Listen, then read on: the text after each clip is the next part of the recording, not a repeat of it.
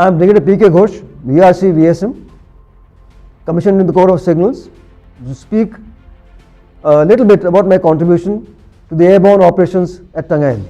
We were told that the Chief of the Army Staff wanted the monsoons to be over and the rivers to, the water in the rivers to recede a little bit, and that's the right time to start campaigning.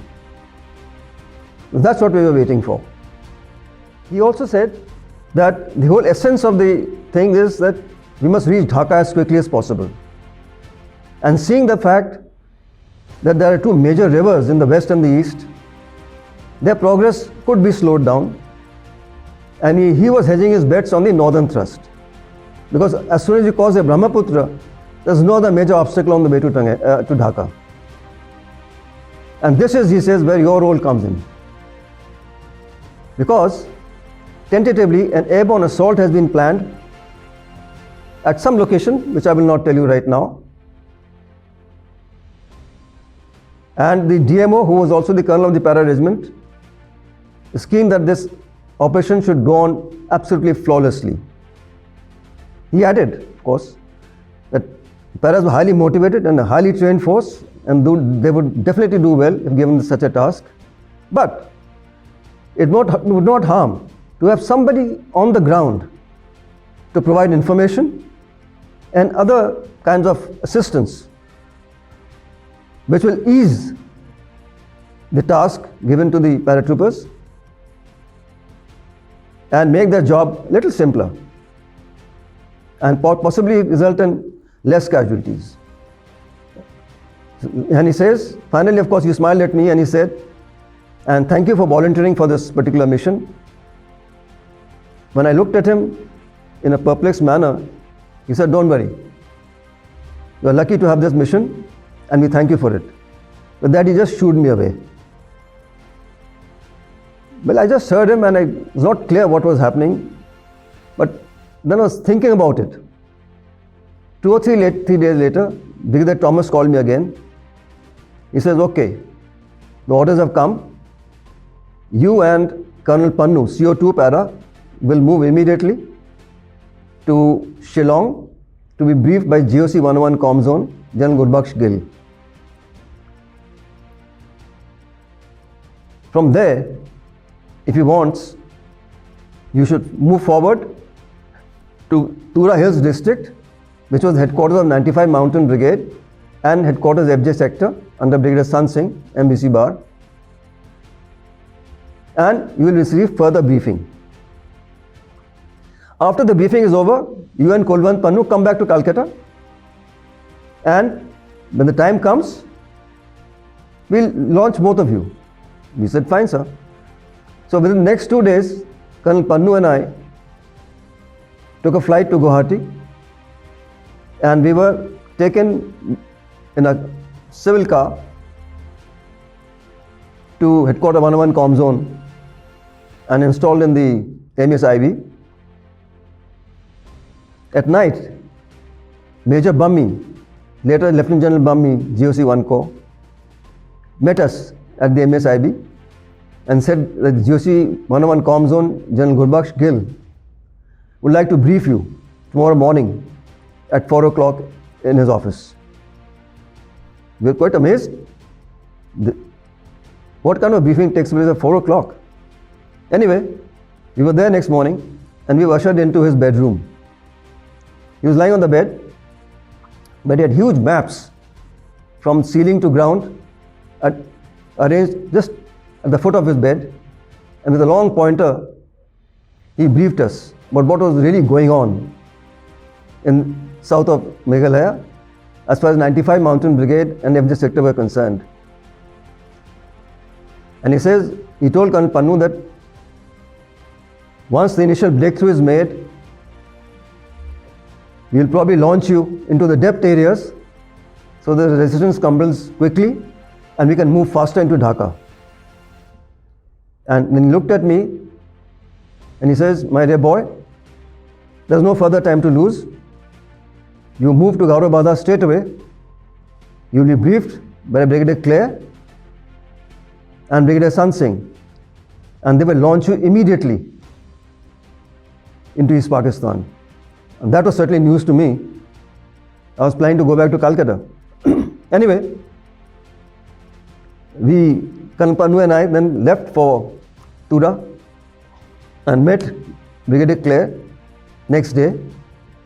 We could meet him the first day, but as it turns out, he was already at the border where the skirmishes had already begun at Kamalpur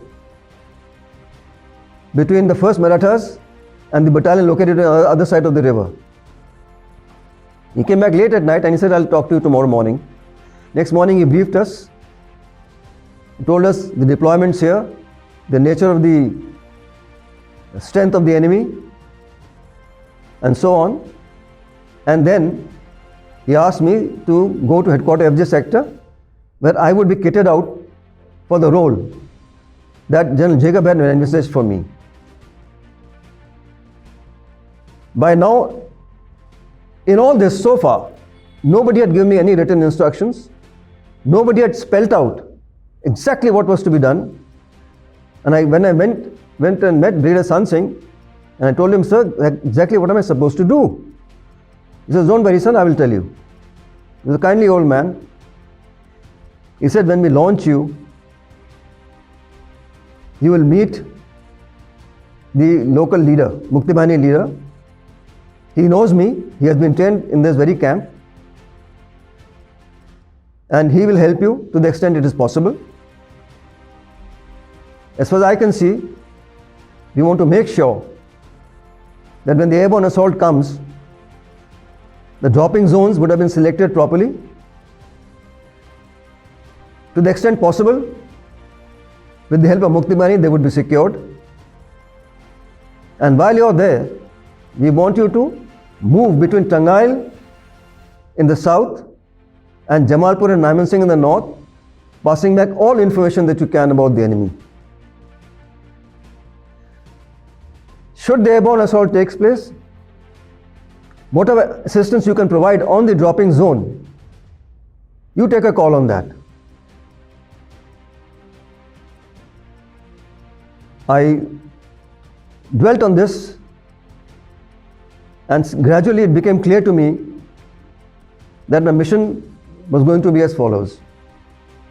Firstly, I was to infiltrate immediately and enter East Pakistan, go due south to area Tangail, 120 kilometers south of Tura Hills district, get in touch with, number two, get in touch with Tiger Siddiqui or Qadir Siddiqui, who was the local Mukti Bahini leader, discuss the whole entire situation and tell him what is in your mind, what was in my mind, and what are the tasks that had been given, now how he could help me out. Thirdly, I was to operate between Tangail in the south to Jamalpur Mymensingh in the north and pass back all information about the enemy that I could. Fourthly, as and when I was told about the objective area for the airborne assault, I was to recce and locate suitable dropping zones, both the main and the alternate. On the day of the drop, to the extent I could, I was to ensure that the DZ was secure, because that is the time when paratroopers are dropped, they are most vulnerable. And if in this process, if possible, I should delay enemy reaction onto the objective area till the battalion group could move from the DZ and deploy themselves suitably wherever they were asked to go. And finally, Brigadier San Singh mentioned that I could use the Mukti Bahini, who had been trained in basic weapons training and fieldcraft, and use them to spread certain amount of insecurity in the rear areas and impose caution on them by sniping and firing at their convoys, ambushing them wherever required, as often as possible. Now came the question as to how I would go and what was my story. The BM, the Brigade Major of FJ sector, was one Major Mukherjee, Corps of Signals, who later became General Mukherjee, SONC, and retired as SONC. I sat with him, I had known him from before, and he said, basically, it is quite clear, and General Gurbakhsh also mentioned this to me, by the way, that in case you are caught inside East Pakistan, that the Indian Army would disclaim all knowledge of my activities. And as an aside, I might mention this, that when General Gurbakhsh asked me, in fact he flew in a day before I was launched, and I met him at the helipad, and he asked me, is there anything that else we can do for you? I don't know, as a youngster, I should have kept my mouth shut, but I just asked him, sir, if I was to go in, clearly I could have been given a little more time so that at least I could be circumcised. Because if I'm caught, the first thing they will do, if I pretend to be a Muslim, is to check me, and I'll be caught out. He says, okay, in that case, you shouldn't go in as a Muslim. You should go in as a Christian. I think that was a good idea. I came back to headquarters FJ sector and told Major Mukherjee, he wants me to go in as a Christian. He says, fine. Your name is Peter. Okay, you're a journalist. You're looking for a great war story. So you decided to go and get inside East Pakistan. I said, yes, that sounds a little more credible. And what would I have? He said, well, all that you'll have is 2 lungis, 2 half-sleeve shirts, 1 jhola. We'll give an unmarked carbine with 2 magazines of unmarked ammunition. I'm going to give you 10,000 rupees in Pak currency. And I'll give you a specially made and designed radio set. It's called a radio set HX, made by Bell. The small little thing, crystal powered, crystal operated, powered by 2 batteries, and on which you could send messages and receive messages through Morse code. That's all that you'll have. And at one point, of course, General Gurbakhsh had suggested that I take some more men with me. And when I thought about it, I mentioned to him that, sir, that would be better for me to go alone than to have 10 people to look after and be tied down to logistics. I think he saw the point. He said, fine, you go in alone, take a guide with you. And that's how it was. And I checked with Major Mukherjee. He said, we got just the boy for you. Because by now, in the last 5-6 months that the headquarters FJ sector had been in operation, boys had been coming in from East Pakistan, boys had been pushed back into East Pakistan, so there were routes of infiltration, exfiltration, there were couriers, systems. So I said, I want a boy who knows the local dialect. Because in Mymensingh and Sylhet, the dialect is somewhat different from the Bengali that I speak. And here was a chap who could speak that language. He knew the terrain, he knew the roads, he had contacts, he had been acting as a courier. Finally, they gave me a boy called Badshah, who was 14 years old. And along with this HX set that I was given a one-time pad so that I could encrypt my messages and decrypt the messages as they came into me. So with all this paraphernalia, we decided the night of the infiltration. Initially, we walked across the border because as a courier, he knew where to cross the border undetected. We went down the Jamna river, because as you know, the Ganges becomes Jamna for a while as it enters East Pakistan. Somewhere north of Tangail, I forget the name of the place, we disembarked from the boat. From there onwards, we went by road. It took us about, we used to be moving only at night. Daytime, we were holed up in some village. And locals were there to assist us and to feed us, to look after us. I think it was middle of November when I got in, by about 15th or 16th of November. And by 20th of November or so, within 4 or 5 days, I finally got to meet Qadir Siddiqui, north of Tangail. I forgot to mention, of course, that Brigadier San Singh was known as Baba, code word Baba, by the Mukti Bahini. And Brigadier San Singh had given me a letter in his own hand to be handed over to Siddiqui to vouch for my credentials and to seek his assistance so that he would have no doubt that I was the right man asking for the right things. After meeting Siddiqui, I took stock of the situation with him and realized that he was operating from Tangail in the south to north, Gopalpur. Then Gopalpur, the road branches out, the left branch going as a Y to Jamalpur and Kamalpur, and the right one going to Mymensingh.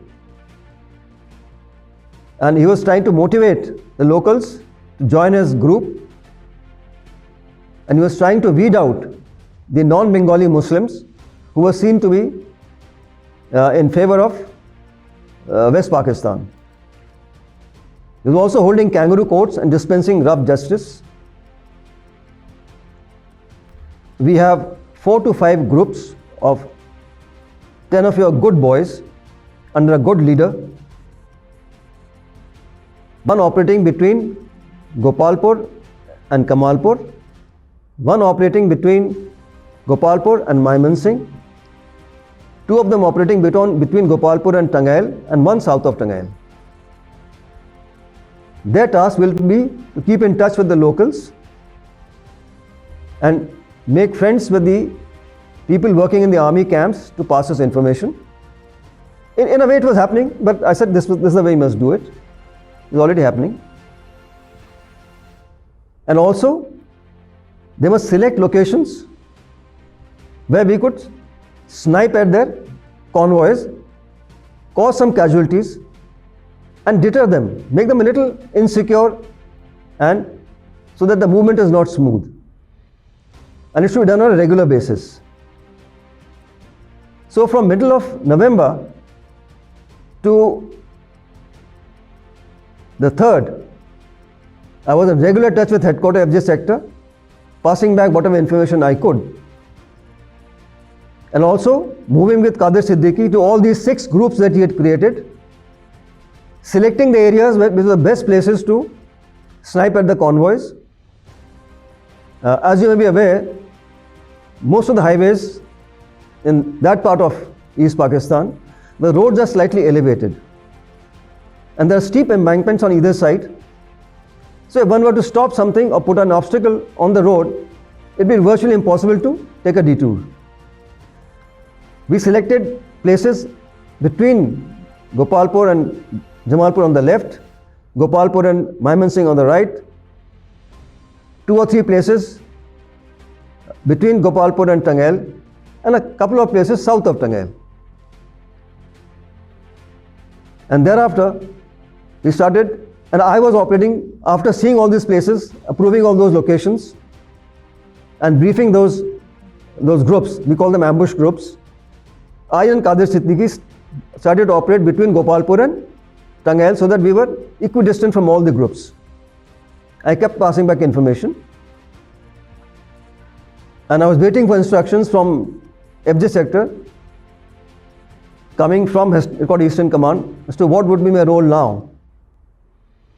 I think it was 7th or 8th of December when I was finally told that the Pungli Bridge north of Tangail is the objective for 2 para battalion group, and it has to be captured intact. And accordingly I was directed to select the main and alternate dropping zones far apart from each other that would be safe and easy for the battalions to land and navigate themselves to Pungli Bridge in the shortest possible time. So 8th, 9th, we did a lot of recce north of Tangail, to the east of the highway and to the west of the highway, and homed on to 2 spots which were clear, not waterlogged, not much construction, no pylons, no high tension wires, which is the basic requirement. Of course, in a peacetime, one has the luxury of selecting a good dropping zone for the boys, but this was war. We had to do what we had. And then I sent off the coordinates to FJ sector, who in turn passed them on to Headquarters Eastern Command. And I was told that they were accepted. but the exact date of the operation was not revealed to me. The ambushing carried on. My passage of information carried on, with convoys moving up and so on, with Jamalpur and Mymensingh thinning out somewhat, as I could see, trying to build up at Tangail. At some point even Tangail was being thinned out and movement towards Dhaka started, which gave me a sense that our own ops were probably going well. Finally on the 9th, I was told to expect the assault on or about 11th. Accordingly, I was poised and I was told that provisionally we are going for the main BZ that you have selected. Now came the next phase of my mission. Now that I knew that Pongli Bridge was the objective, now that I knew that the main dropping zone had been preferred, that I had selected, what could I do to make it safe for the battalion group? I took an audit of what all we had. We had rifles, we had carbines. In fact, we had 2 light machine guns also. These of course came from the personnel of the East Bengal Rifles who had deserted with their arms and ammunition, and somehow they had found way into the Mukti Bahini kitty. My first problem was to make sure that in good time, the dropping zone area was completely vacated by all inhabitants. But there were hamlets, the villages, people were working there. And also my worry was that there are certain areas which were dominated by the non-Bengali Muslims. It was around the 9th of December that I finally got the message from Foxtrot Juliet sector that the drop was likely to take place on the 11th. Now my main task was to go to the main dropping zone that I had selected, make sure that it is clear of all obstacles, it is safe for our paratroopers to land in so they don't get injured, also to see to its security. Now in terms of security, I had a bunch of Mukti Bahini boys with some arms and ammunition. I made 6 teams and deployed them outside the perimeter of the dropping zone in such a manner that direct fire would be difficult to be brought onto the dropping zone to injure our paratroopers as they were landing. I also created 2 more teams. One team was the guides, about 6 of them, so that they could guide the battalion straight to the Pongli Bridge without any waste of time. I also had about 40 more boys who were to assist the battalion to lift most of the heavy stuff that goes into such airdrops like arms, ammunition, guns, mortars, FOL, fuel, oil, logistics, rations, medical equipments and supplies. All these are required. And they would assist the battalion to take it on to the objective area near Pongli Bridge. And this would help the battalion a lot. My second worry was, in terms of security of the dropping zone, that there were certain hamlets in that area which were dominated by the non-Bengali Muslims who had a tendency to pass back information about all Mukti Bahini activities and any other information to the Pak Army. I discussed this with Qadir Siddiqui and he said, I know exactly what is to be done. I'll clear them out from there and you needn't worry about it. By 10th evening, I think we were in a shape to say that the dropping zone was now ready to receive the paratroopers. Now my next thing on my mind that was taking up my attention was the fact that when the battalion dropped onto the dropping zone, it would take some time. How so efficient they might be, It would take them some time to retrieve all their stuff, to organize themselves, regroup, and move in subunits to the objective area in a coherent manner. What if a reaction came within the next hour or two? That would be harmful. So my next task was to establish certain roadblocks in such a manner that to delay any reaction, whether coming north from Gopalpur side or south from Tangail side. And this would give some breathing space to the battalion to settle down in the Pungli Bridge area. And when the time came and the roadblock was broken, the battalion would be firmed up on the ground to take on the enemy.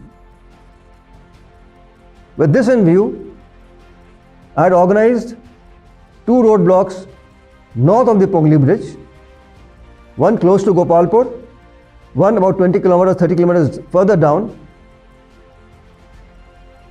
and one roadblock between Pungli Bridge and Tangail, because the immediate reaction had to come from Tangail, which was the nearest communication center, and where there were troops, about a company plus.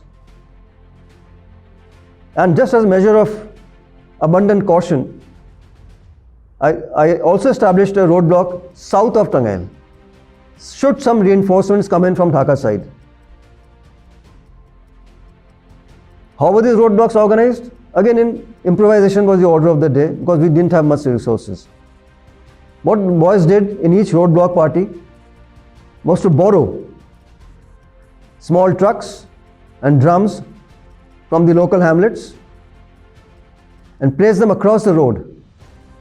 Fill up the drums with boulders and such like material so that it would not be easy going for the army, Pak army, who were, let's say, retreating from Jamalpur and Maimansingh, to come back and fall back on Tangail and give us a delaying battle over there. Similarly, a roadblock between Pungli Bridge and Tangail would prevent the forces in Tangail to move up north and prevent our boys from capturing the bridge intact. On 11th, we were all set. As you are aware, in the east, in East Pakistan at least, by 4:30 onwards it starts getting very dark. So we had about an hour and a half. In the initial drop, 2 pathfinders came down and they had smoke canisters with them, which they placed on the dropping zone and released them. This was to allow the following aircraft to know which way the wind was flowing, and also they passed back information regarding the wind speed at ground level. This would help the Air Force to decide at what height and at what speeds the paratroopers could be safely dropped. Then the waves of aircraft started to come, and I must say that the Air Force did a marvelous job and dropped our 2 para-battalion group bang on the main dropping zone. I think there was just 1 or 2 cases where an NCO and a Jawan were dropped about 11 kilometers away from the dropping zone, but they were retrieved with the help of Mukti Bahini next day, so no harm done. Anyway, as soon as the battalion dropped, they were a very trained, well-trained outfit. They regrouped, RV'd, and with the help of the guides that I had provided, moved off immediately to Pungli Bridge without waste of time. The other party that I had put over there, about 40 odd boys, to help in retrieving the heavy drop like guns, ammunition, fuel, other logistics, medical equipment, rations, to cart that all the way to the battalion position. After this, I immediately moved to the roadblock myself between Tangail and Pungli Bridge, because to me that was the most important roadblock. Because if the action came, reaction came, that would be the first reaction. And I wanted to make sure that we held firm over there. Within the next hour, there was a reaction from Tangail side. They tried to take the Pungli Bridge before our battalions landed up there. But we held firm. Our boys did a great job by covering the roadblock area with fire. And within an hour or hour and a half, the battalion had reached the Pungli Bridge and taken it intact. Similarly, from the north, there was an attempt, but a very weak attempt, because the one at Gopalpur and this thing had slowed them down. By about 8 o'clock, 9 o'clock, the roadblocks had been broken, but by this time, the battalion had deployed efficiently astride the highway and all around the Pungli Bridge to make sure that it was not blown by the Pakis, which would delay our advance considerably. The whole night, the garrisons at Jamalpur and Mymensingh, which had been beaten by our 93 Brigade and FJ sector, started to fall back and fight their way out, but they could not. The battalion held firm and inflict some casualties on the enemy. To the best of my knowledge, about 18 or 20 killed that night north of the Pungli Bridge. We did not suffer any casualties, luckily. The rest of the Pak army, some were taken prisoners at Kamalpur and Mymensingh, some died, and some just dispersed into thin air. By next afternoon, I would say about 2 o'clock or so, the leading elements of 1st Maratha, which was fighting at Kamalpur, could be seen coming out down the highway and then linked up with us on the Pungli Bridge. Technically, at this point, the mission of the airborne assault was over, because now the ground forces had joined up with the airborne forces. After this, on the 12th and 13th, we all fell back to Tangail, which had been vacated by the Pakis by now. We took over the complete district headquarters, deployed our battalions over there. 95 Mountain Brigade advance headquarters came up. All the battalion headquarters were there, and the planning began as to what to do next. Unfortunately, General Gurbakhsh Gill, who was GOC 101 Com Zone and had briefed me for my mission, had been injured very badly with a landmine. So my task on 12th, 13th was to go around collecting trucks and buses, which I did. About 10 to 12 buses I could collect locally, and these were placed at the disposal of the brigade.